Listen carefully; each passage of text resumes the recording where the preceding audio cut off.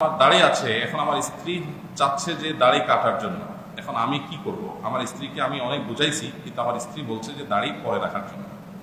আপনাদের একটা বুদ্ধি আছে। আমার বুদ্ধিটা হলো, যাদের স্ত্রী দাড়ি কাটার জন্য স্বামীকে পিড়াপিড়ি করে, অনেক সময় সিন ক্রিয়েট করে অনেক মহিলা, যে দেখো তোমাকে আমি ভালোবাসি, মহব্বত করি, তোমাকে কোনো কিছু আমি বলি না, দাড়িটা রাখিও, তুমি পরে রাখিও। তো জিজ্ঞেস করবেন কেন, তোমার কাছে দেখতে ভালো লাগে না এটা? যদি বলে যে হ্যাঁ আমার কাছে আসলে ভালো লাগে না তোমাকে, তাই রাখলে চাচা চাচা মনে হয়, খারাপ লাগে, তুমি পরে রাখিও। এইটা বললে স্ত্রীকে বলবেন যে ঠিক আছে, আমি তোমার কথায় রাজি। তোমার কাছে যেহেতু আমাকে দেখতে ভালো লাগে না, যেভাবে দেখতে ভালো লাগে সেভাবে আমি থাকবো। তাই অবস্থায় তোমার ভালো লাগে না, অতএব দাঁড়িয়ে ফেলে দিবে, ঠিক আছে, আমি রাজি। কিন্তু আমারও তো তোমার মাথার চুলগুলো ভালো লাগে না, এগুলো তুমি চেঁচে ফেলো, টাক বানায় ফেলো, আমার খুব সুন্দর লাগবে।